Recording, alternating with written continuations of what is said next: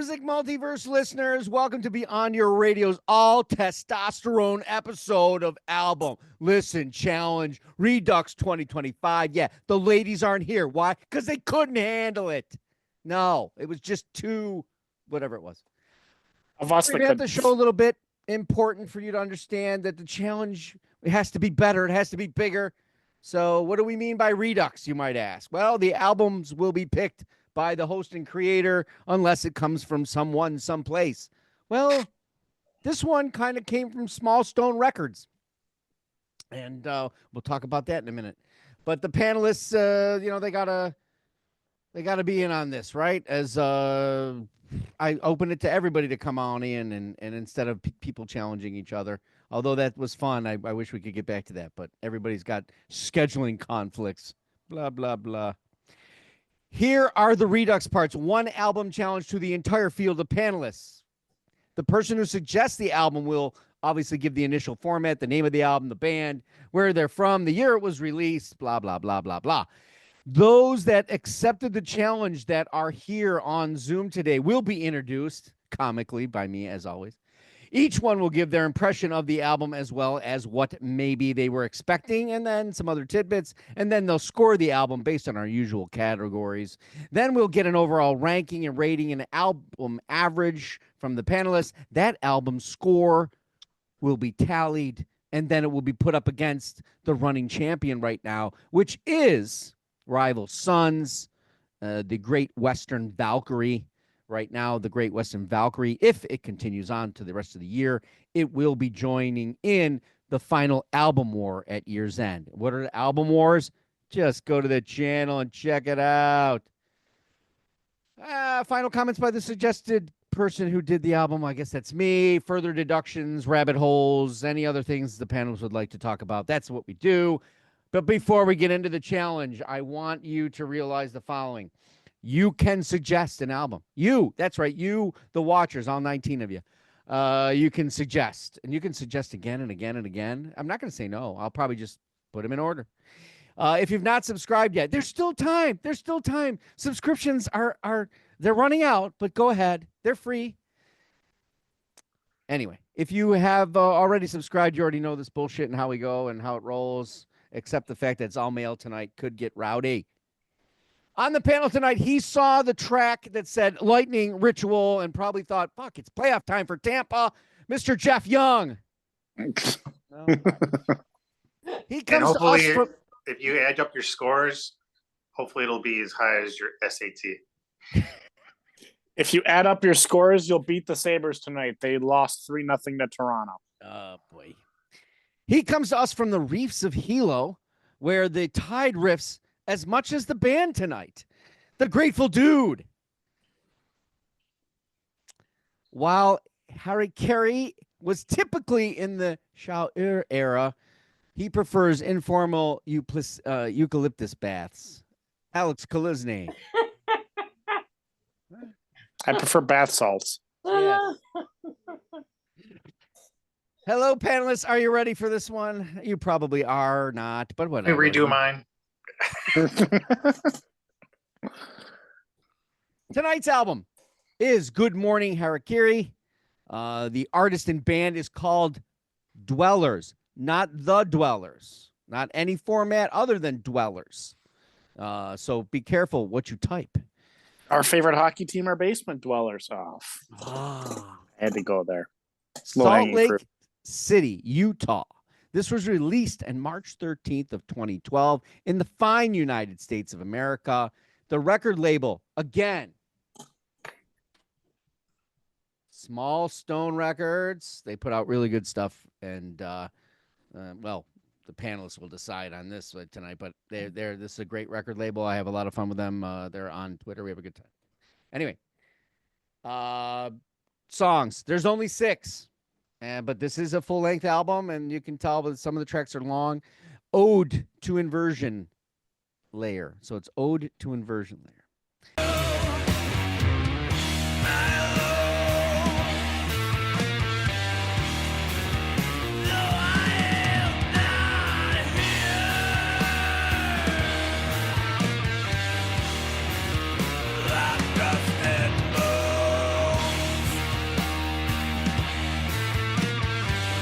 Blackbird, Secret Revival, Vultures, Lightning Ritual, and Old Honey.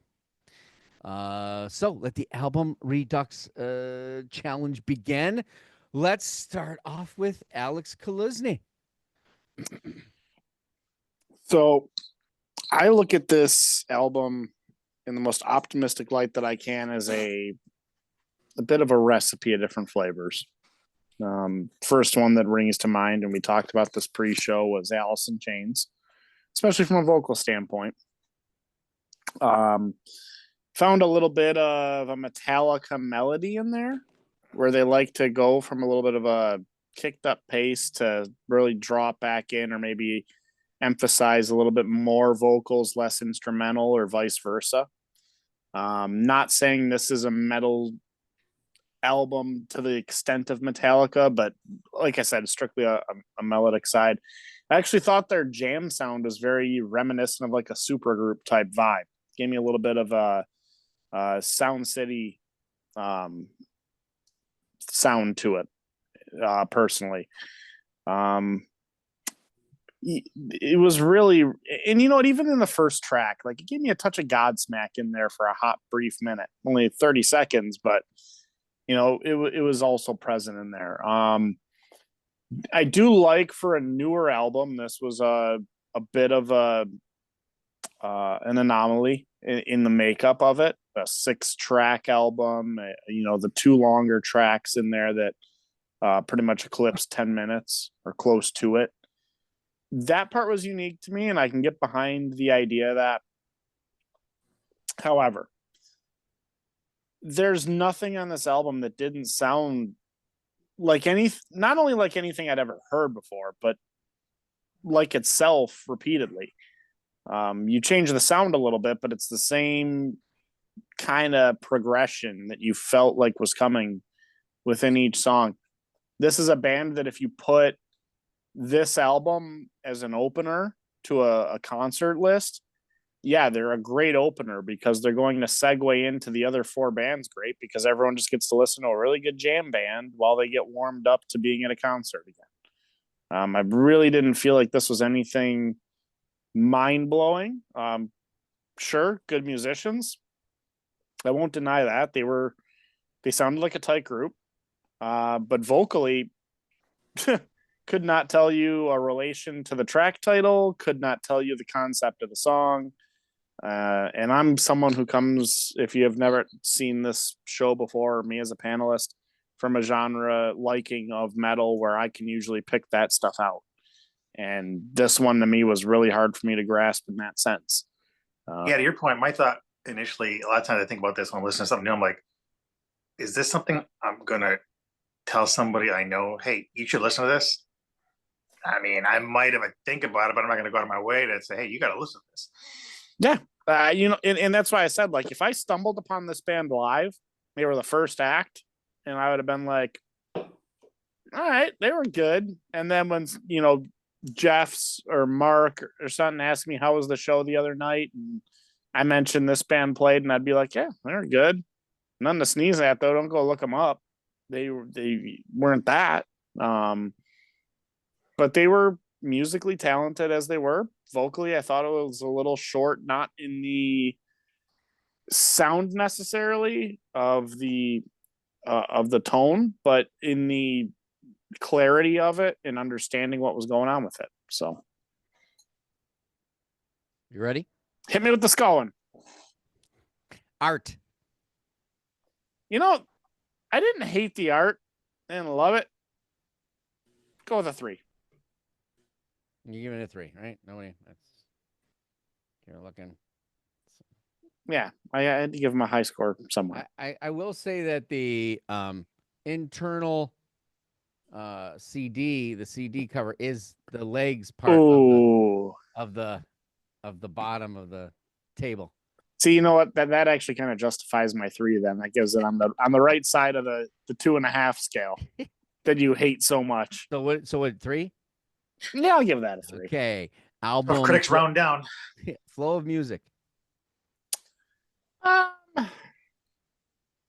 guess it flowed in the sense that it was the same. I don't know. I'll give it a 2. I just Musicianship, band, melody. I'm gonna kill you with the decimal. I'll go 2.5. Accessibility.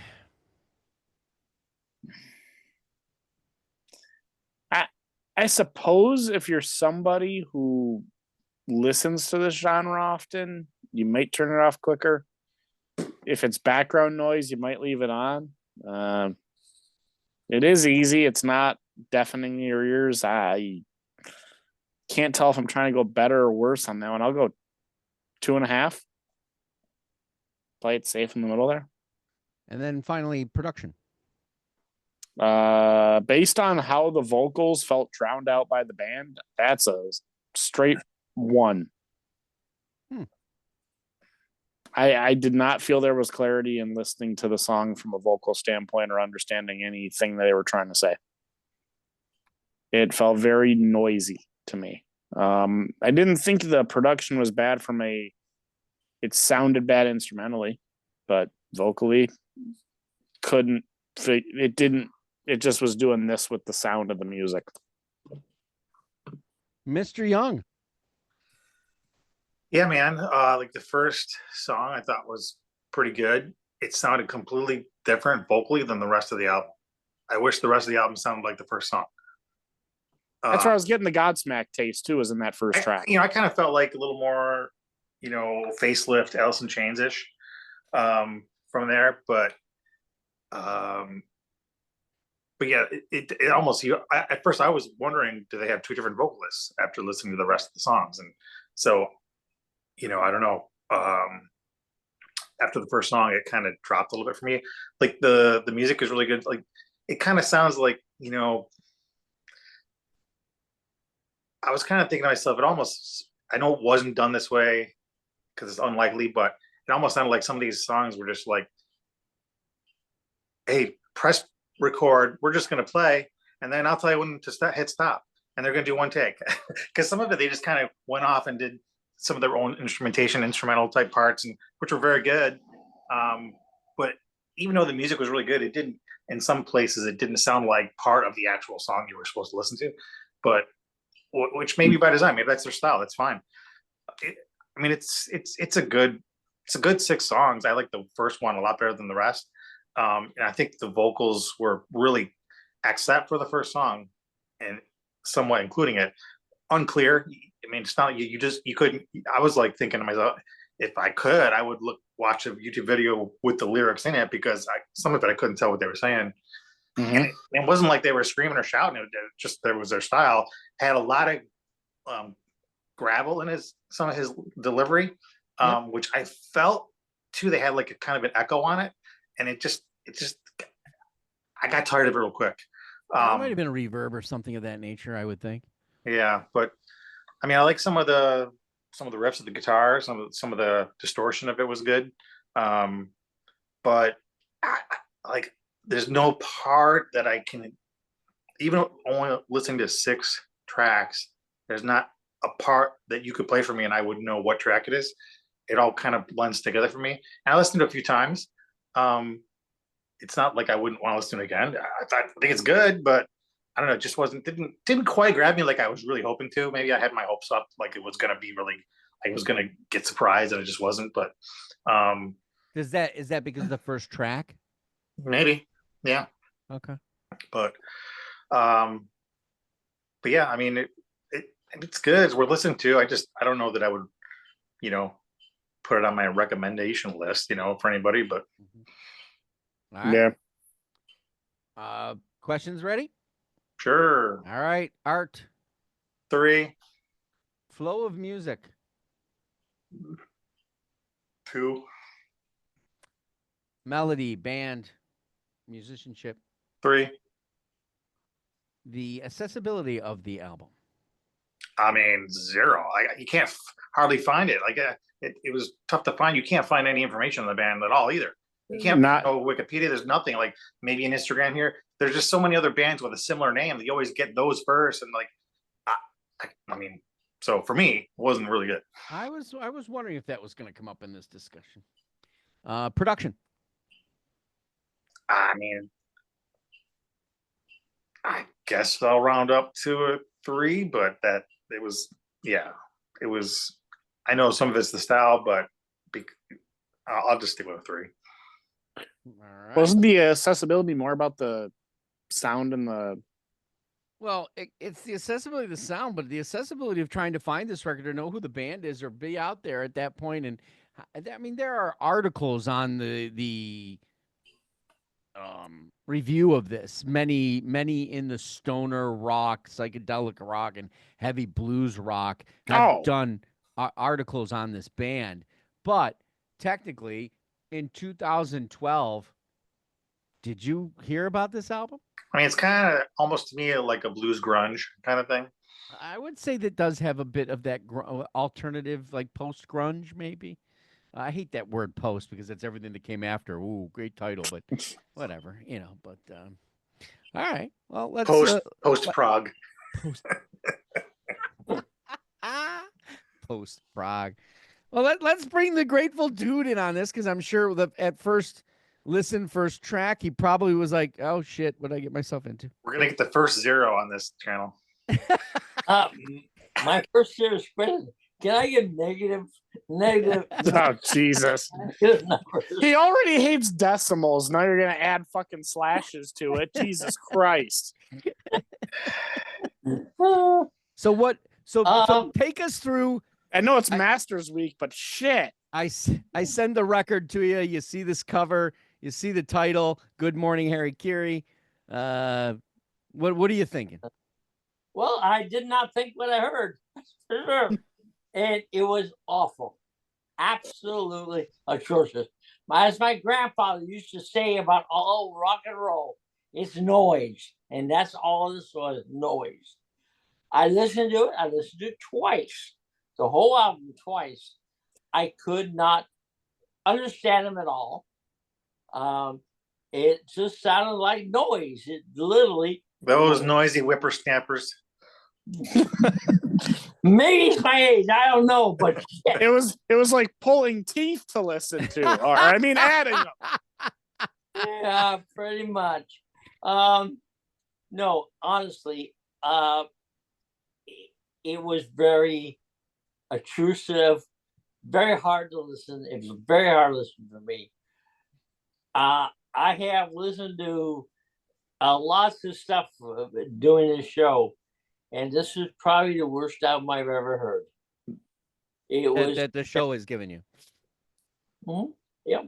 And I've listened to a lot of stuff, good, bad, and then different. And this was pretty much inedible, to say the least. I love Jeff. I don't always like the music he likes. As I said, it was really a hard listen. Really. So you're a drum guy. Do you even try to start there? And sure, well, first of all, you can't hear much over the freaking guitar. The freaking guitars, bang, bang, bang.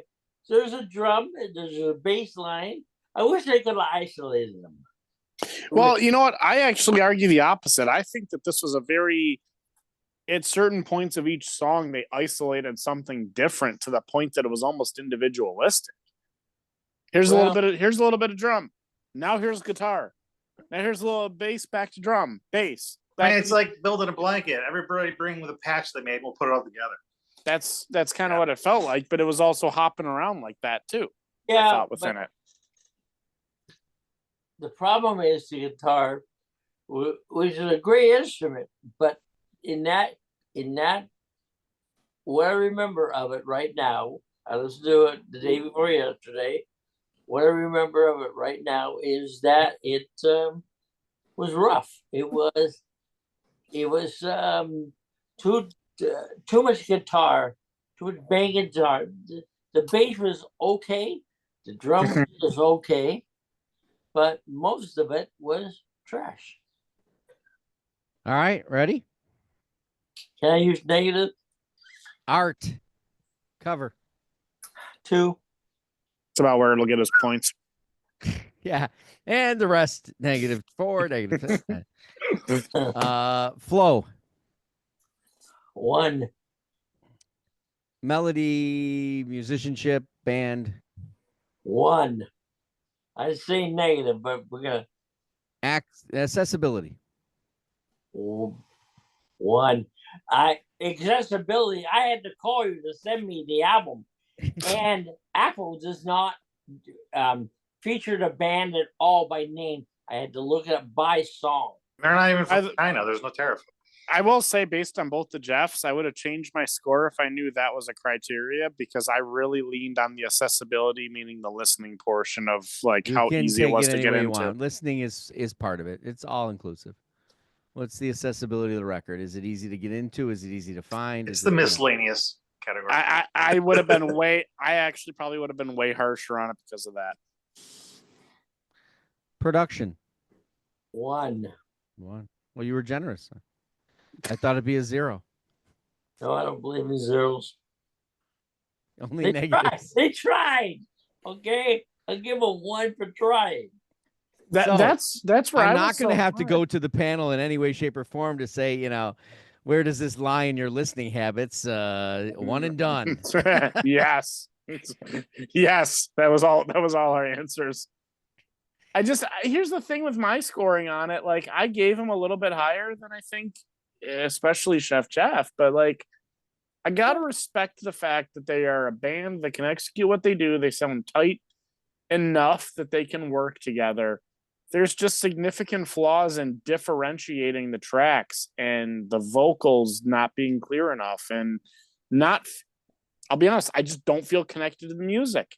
It can set a vibe, it can sit in the background, sure, but it doesn't do anything to the forefront. And I got to respect their talent and ability, but it didn't, on a personal level, find a way to resonate with me that I can ever say, like, man, you know what I really need right now to listen to or to put on, or what, is this. It just doesn't.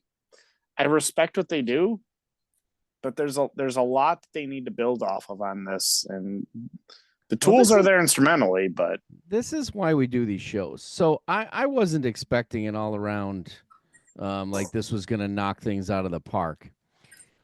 I do this as an exercise in what a two-way street. A band has to have some sort of appreciation for the listener. All right.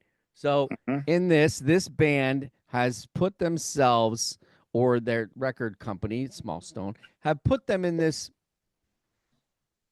stoner rock fuzz. And when you got fuzz, all right, that's heavy guitar, heavy distortion. And there are bands that do it extremely well. There are bands that use pieces of it. Even Soundgarden, all right, who could be name dropped in that. This is psychedelic in places. This is riffing, and the guitar is the center stage. There's no question about it. And in some cases, I agree with every one of you that it's, especially with the Grateful Dead, that it's overbearing, it's overdriven, and a little harsh. But that I think it's in that search, right? So they call it on their terms, and I thought this was an interesting term, gut rock. Okay, so does you feel your stomach gurgling, or? Well, the idea is that with all the impending things that are in there, heavy blues rock and all these things, they could showcase and work within any part of creativity that they wanted to have. The only problem is it's missing signature. Right? I mean, I heard Alice in Chains. I heard Screaming Trees, and I love the Screaming Trees. That's kind of why I put the album out here a little bit, because, despite, Mark Langenman, great artist, no longer with us, but there's slide guitar in there. I don't think you even know it's there. No. Southwestern American Gothic, maybe. If this band calls it gut rock because there's a multitude of things they could do, then that was an epic flop in 6 tracks of differentiating the 6 tracks to the creative extent that they could do more. Well, I don't know. Everything here on this record is, and this is the sludge side of things, right? This is where I'd say Southern American Gothic, and that is that slow burn. Every one of these tracks is a slow burn. They don't. Yeah. There's no absolute Yeah. crescendo. There's no speed. There's no crush. It just kind of, and that's probably a little bit Screaming Trees. Alice in Chains doesn't do this that much either. I wouldn't But tell like them to quit. think about Say, Burnham. keep going. Say again. Jeff? What's that? I wouldn't tell them to quit. I'd say keep going. Oh Sure. no, they haven't quit. I mean, their follow up album, Pagan Fruit, I have as well, and it's a different ride as well.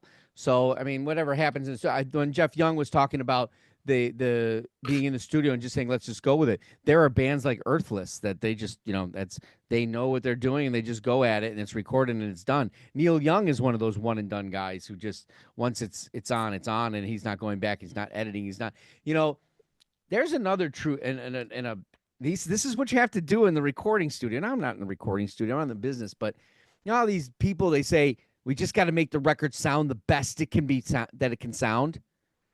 Think about how much toying and bullshit goes on. And when we get it and we hear it, right, we're like, oh, yeah. And then later we hate it. All right. Like, for instance, Def Leppard. All right. Where did the rawness go? Mutt Lang sucked the shit out of that. Now it was all just pop and everything sounded like Bryan Adams and all those harmonies and shit. And the rock that everybody remembers of the early band is gone because the album's too perfect, too produced, too right.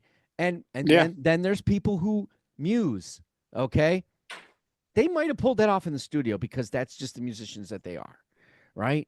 It sounded that good because they can pull. But if you go to see Def Leppard live, does it sound like that album? Because they can't pull it off. Well, definitely not now. They're too old. Well, I there's an interview coming up with a jazz guitarist coming up for Of Sound Minds this month.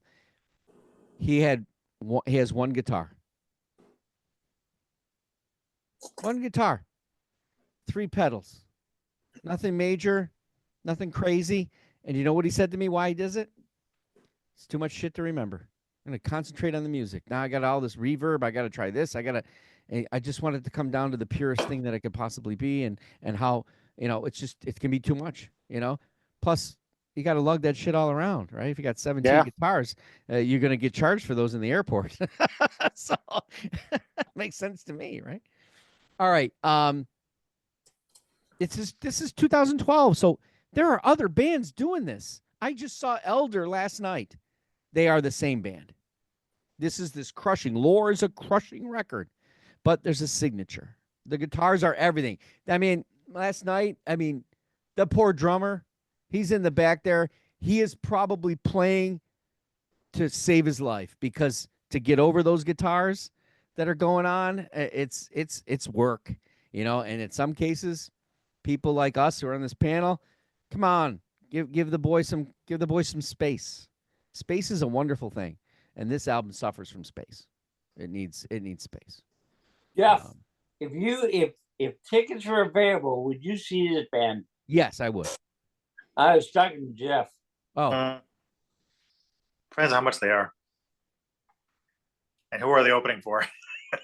yes, they are definitely opening for someone. Well, Small Stone Records might have like a certain, like last night it was Ripple, Bang Bang. What's crazy is what Jeff just said is exactly what was running through my head. I go, how much are tickets and who else is there? Because to that point, I said the opener part first off. But the second part is if you're telling me it's a $10 admission to go see that, okay, I'll take $10 in the bucket, go watch. It'll never be $10, but yeah. But do you see my point? Is like if that's what okay, sure. Like let's go. But if you're telling me it's a $50 show for that, I was like, absolutely not. So I think it's a no. But I don't know. So Elder, Clutch. Clutch is another band in this wheelhouse. What about that muddy murkiness that they? I'm curious as to see if this continues on Small Stone Records and so forth. But look at an exercise here in that. For me, I don't have as much of a problem in it as you guys did, but They might actually be better live. this is possible. You know, I wondered that too. Honestly, I'm spot on with you, Jeff, on all your takes so far on this. So I thought the artwork. I gave it a 3. As for the flow of the album, it flows exactly how it's supposed to. I don't think there's any. The problem is it just doesn't elevate to anything else. So it's a 4 for me. The musicianship, the band, the melody, they knew what they wanted to do. They executed it. I'm a 4 there. I think it's above board. Accessibility. Yeah, I'm astounded by, it's the time too. 2012. Stoner rock, fuzz, and that was not as popular as it is now. Stoner rock has come a huge way from where it is, and recording companies like Ripple and Stone and Small Stone Records and Heavy Psych Sounds, and it's a world thing now. I mean, there's bands from Greece and Italy, and this just kind of feels like it came a little early. Who knows? So that for me was a 3.5. And then production 4. They still produce a guy. There's no flaws in it. So the guitars, but I think it's how it's supposed to be. It's guitar heavy. It's fuzz. But this is the thing: you get trapped in that, and then you don't rise above the din of everybody else who's in this genre. So, I'll score the average and put it up on the website, or not on the website, but in the when we finish this, because it will not surpass obviously the Great Western Valkyrie. I'll give the Grateful Dude a chance. You were not allowed to. You weren't able to come on the show for Rival Sons. Do you? And you saw them live. I saw them live. Rival Sons, they're a good band. They're not in my wheelhouse at all. I saw them live. I kind of liked them.